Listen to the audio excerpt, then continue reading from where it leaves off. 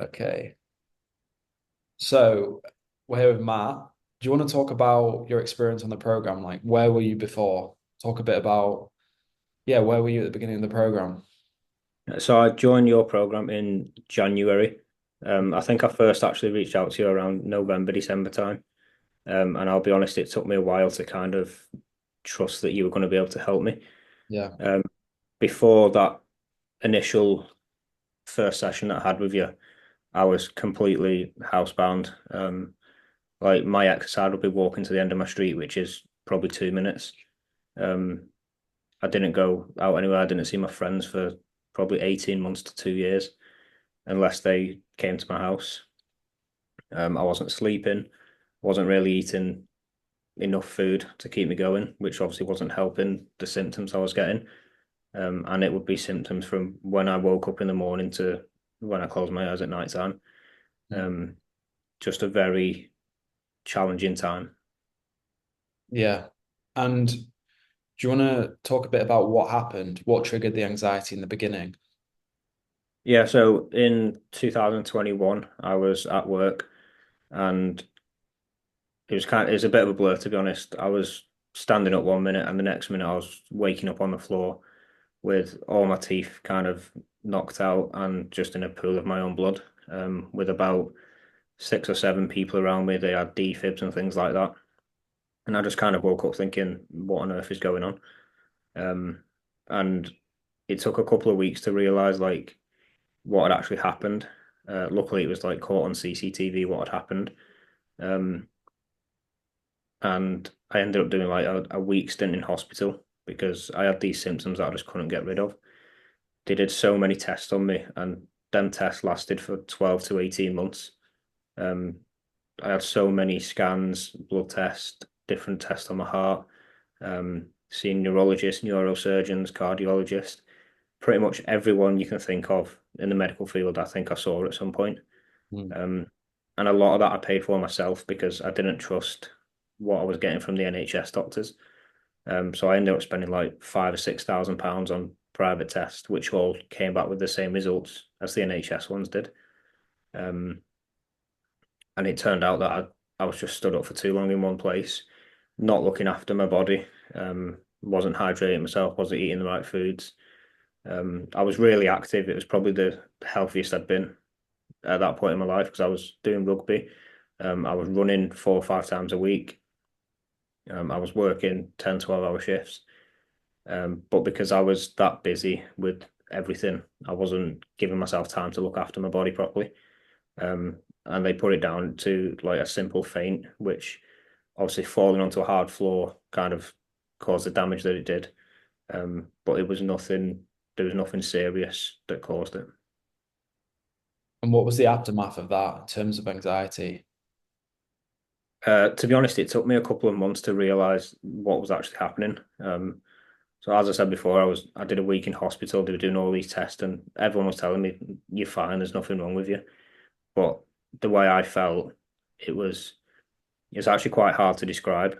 Like the symptoms that you've got going on, it's hard to believe that there's not anything wrong with you.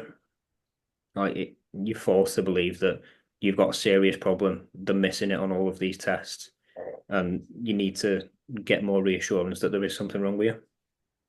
And it was strange because I was going to these appointments and I was sat in the waiting room and I was thinking, I hope they tell me there's something wrong with me because then it would kind of give me an answer. And I'd go into the appointment, they'd tell me everything's normal, there's no issues that we can find. And I'd come out disappointed because I was back to square one. Yeah. Um, Thinking, how have they not found this? There's clearly something happening. How have they not found it? Mm. I even had like small surgical procedures on my brain where they try and find the issue because I was hammering them that much, saying there's something wrong with me. You need to find it. Mm. Um, it kind of feels like I know it's a bit extreme. It feels like you're dying Yeah. at some stages because you can't do anything, and the symptoms are that intense. I was just hammering to the doctors, "There's something wrong with me. You have to find it. Like I'm going to end up losing my job, not being able to pay my bills or anything like that." And when you'd come out of an appointment and they'd say everything's fine, there's nothing we can find. It was like really disheartening because I just felt like no one was actually listening to me. Um, and I think it was the fourth or fifth visit to my GP within the space of a month. And he actually said to me, "Do you suffer with anxiety?" And I said to him, I don't believe in anxiety, to be honest. I don't think it's something that people suffer with. I think it's kind of an excuse for people to get out of things. Um, and he told me to try speaking to a therapist. So I think I went through four different therapists. Not one of them helped me in any way. Um, I went back to him and I said, "Look, it's not anxiety because I've tried to get help, but it's not working." And he kind of said to me, "We've done all our tests. We're not going to see you again about this same issue." So at that point, I was kind of just sat at home thinking, "I'm going to be like this forever. I'm going to be sat in my house forever. Um, Probably going to die early because I'm not exercising. I'm not doing like normal things." Um, and that's when I came across you on TikTok. Yeah, yeah. Do you want to talk a bit about like what you do for a living and how the anxiety and how that process of thinking there was something wrong with you affected your ability to work? Yeah, so in October 2020, I joined the police, which was kind of like my dream job from being young. Um, I did my training, did my initial kind of what's called a tutor period, where you're with someone for 10 weeks. You then get signed off as you're able to work on your own. And it was 6 weeks after that when my accident happened at work. So I was only like a couple of weeks into my career, basically, and I was off. I was going off sick for 18 months, 2 years. Um, so as time went on, I was thinking, like every day, I was kind of waiting for an email or a letter to say you're no longer employed because we can't continue to pay you while you're not doing anything. Um, I mean, my force were very, very good. They helped me as much as they could. Um, and I kind of thought halfway through, I'm never going to go back to doing this job. Like I've put so much effort in. I've done 2 years at university. I've done basically a year's training. Um, it was delayed throughout the COVID, so I was waiting for probably 6 to 8 months after that. I've put a couple of years into getting to where I am, and then I managed 12 to 16 weeks, and that was it. That was kind of my career done. So I thought I'd never go back to it. And then obviously after I did your course, I've been back for a couple of months now, and I'm back to the front line, which is where I wanted to be. Yeah. I mean, it's amazing. It's amazing. And how is life different now for you? Now that you've worked with me, we've worked together for around 6 months. How's life different? Um, I'm a lot more understanding of people. Obviously, at work, we deal with a lot of people who are suffering with mental health, who are kind of they don't get help until they're at the very end of it, which is where we kind of have to give them some kind of intervention. Um, and I just feel like I can listen to people a lot better and kind of understand what they're saying because I've just been through it. Um, when I first joined the police, I wasn't very understanding of mental health. I didn't have a clue about how many different types there is, how it affects people. And going through the past 2 years that I just have, I feel like now I can actually help people better because I know what they're feeling. Yeah. So anxiety's made you a better police officer, basically.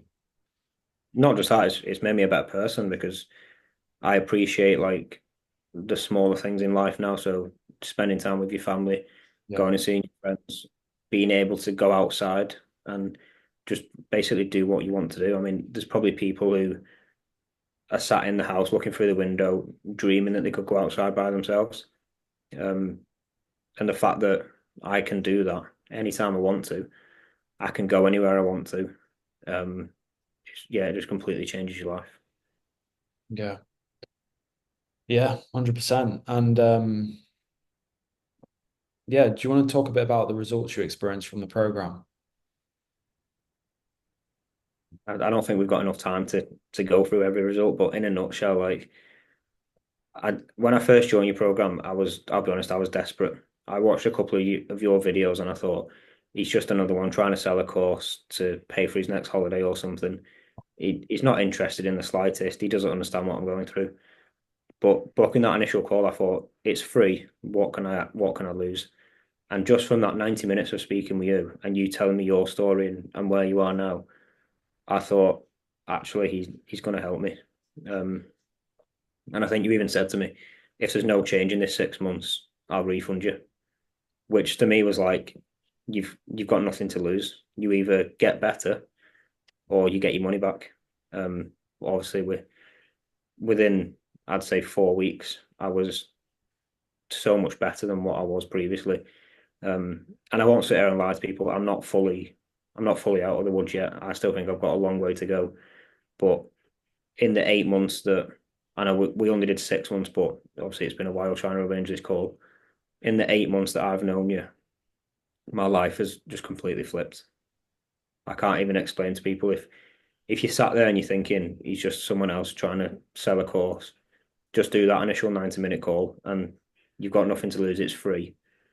And I promise you it'll completely change how you think. Mm. And Yeah. I'm not being paid to say that. That's just me saying it of what I've been through. Yes. Yes, you're not being paid. I yeah, I haven't sent you a refund either. You haven't. Um yeah, so I think just from my personal, experience working with you, it was incredible seeing how much progress you made. I mean, I remember within you were very pessimistic at the beginning, like you said, but I remember within 6 weeks of the program, you booked a holiday with your nephew to go to North Africa, right?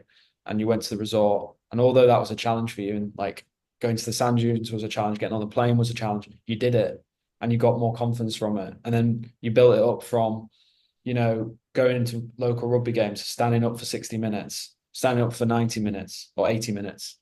Yeah. Um, and it was incredible how brave and courageous you were. And then obviously building up to going back to the front line and like all the courage you showed to get on the front line was genuinely probably, I'm not just saying this, that you are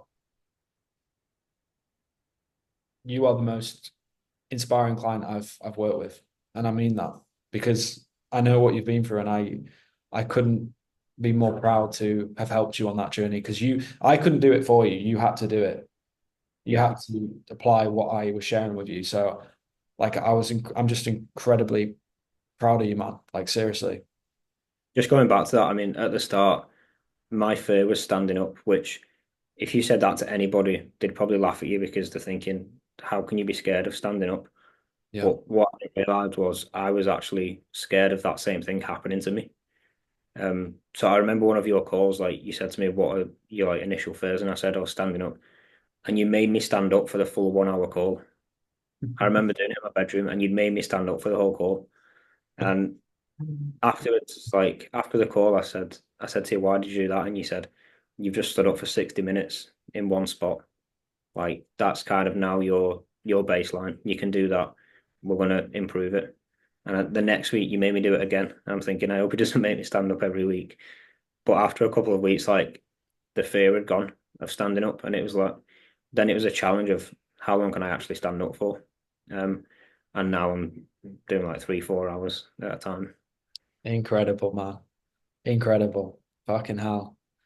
And in terms of your symptoms, you said that you're not out of the woods, but would you say your symptoms have come down? Yeah, I mean, at the start, I'd say they were probably more than a 10 out of 10. Mm. Um, and some days now I still have them where they're stronger than other days. Mm. But I'd say now kind of a baseline is there may be a 3 or 4 out of 10, Yeah. and that's after 6 months. Incredible. Yeah. So what? So your symptoms have gone from a 10 to like a 3 or a 4. Yeah, Yeah. yeah. That's incredible. Incredible. Yeah, I mean, would you recommend my coach? I mean, you've already answered this, but would you recommend it to people who are like in your position when you started in January, who are on the fence, who didn't you didn't believe that there was a solution for this, you didn't believe that my intentions were pure at the beginning. What would you say to those types of people? Because I imagine there's people out there like that.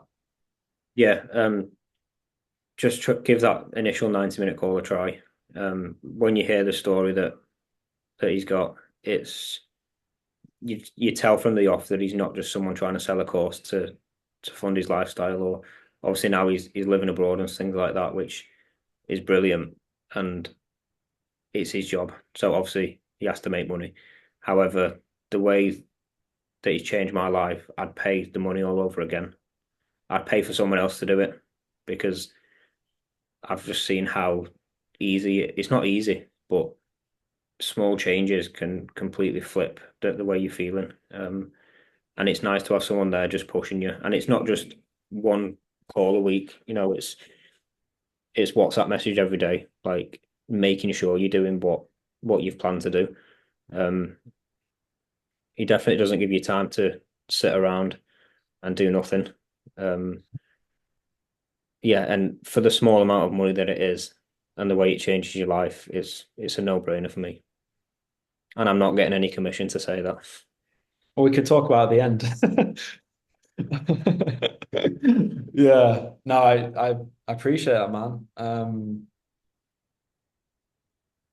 Is there anything else that you feel like you need to add that you haven't mentioned about your journey, about the program? Um, I'd say before I met you, I I'd say to anyone, if you're sat here now, and you're completely housebound, set yourself a really big goal for in 12 months' time. So for me, before I met you, I booked to go to the F1 at Silverstone. And I remember saying to you on the first call, I've booked this. I booked it in October of last year. And obviously it was in July. I remember saying to you at the start, there's no way I'm going to make that. I've wasted nearly 2 grand. I'm never going to make it. Um, and I made it because in my head I thought that's your goal now. That's where you're getting to. By July, you're going to be well enough to go. And I say well enough because I believe anxiety is it makes you feel very unwell. Like it genuinely makes you feel like there's something wrong with you. Um, and it's strange because my my issues came from fainting once, and then my symptoms mimicked that for the next 18 months, which and I know I see people say they go into supermarkets and the lights make them feel lightheaded and dizzy. That's what I was like 24 hours a day, 7 days a week. Like I couldn't stand up without feeling lightheaded. Um, but it was because I was thinking about it that much. My body was saying, well, if you're thinking about it, you must want to feel it, which then gave me them symptoms. And it's the same if you're trying to get better. If you tell your body that you're well, over time, your body will finally believe you that you're well, and Mm. them symptoms will start to fade slowly. Yeah, 100%. That's fantastic advice. And that's the thing, the journey you've been on is now a blueprint for other people who are in, well, who were in your position now, who are housebound, who are agoraphobic. So it's good advice. Like, force yourself to book a trip or book the F1, and then you've got no other option but to address it because you probably wouldn't have booked a session in with me if there wasn't a strong incentive to do so. Like if there wasn't any urgency. So because you knew you booked Silverstone, that probably added to the pressure to actually go and find a solution for the anxiety, for the housebound anxiety.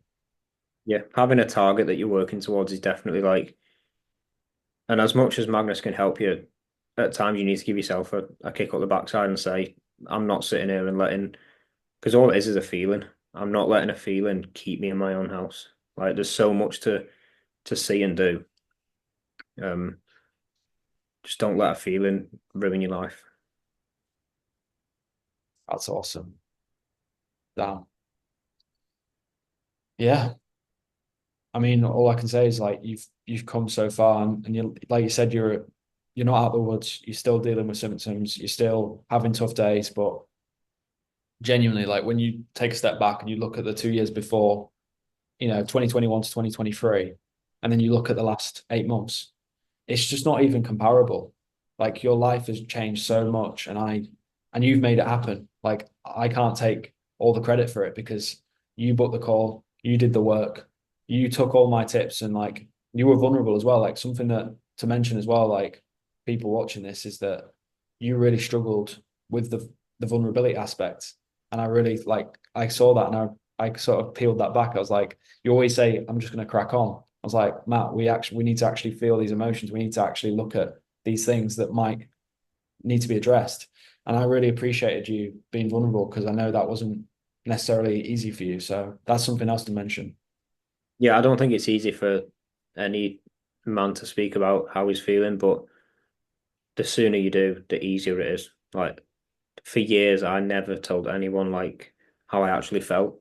Um, but when you finally do, it's kind of like there's people there that can help me. There's people who've been through exactly the same, but they've just not said anything.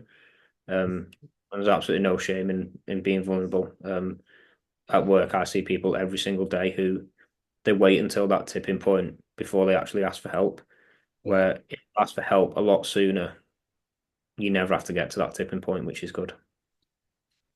Very true. Very good. But sometimes you need to reach that tipping point to make a change. And that's what happened for me. And I'm pretty sure it's what happened for you as well. Yeah, definitely. A lot of the feelings that you're feeling are actually caused by yourself. And when you understand that, it's so much easier to fix it. 100%. Is there anything else that you want to add? Anything else that you feel like people need to know or anything about your journey? Um, Not that I can think of it. It's been a lot's happened in a very short space of time. Um, it's not a quick fix, but it's certainly the initial 6 months will put you on the right track. And I feel like now I can, like when I was doing the calls, I'd message you and say, I'm going to do this. And then I'd wait for validation off you to say, yeah, you'd be able to do that. Whereas now I'm going to do stuff myself and thinking, well, I can do it. And it's about changing your mindset from what if to so what. Like, Mm, if you're going out thinking, what if this happens to me? So what if it happens to you? It's probably happened to, if you think how big the world is, like, so my fear initially was fainting. And I think how many people have probably fainted in the world today and just got up and carried on as normal. So what if it happens? damn. Yeah, and that's the thing as well. Like the last thing I want to add is your mindset's just changed a lot. Like not just in terms of compassion, but in terms of like your willingness to face discomfort and have that so what attitude. I think that's served you so well. And yeah, Yeah, I'm confident in a year's time when we speak, you're going to be in a different place as well. This is just Matt who's further along his journey. Like you're going to continue to evolve and also heal as well. So yeah, we're going to have a conversation in this time next year, and looking forward to see all the growth and all the healing as well. definitely. Definitely awesome, man. I'll stop the recording.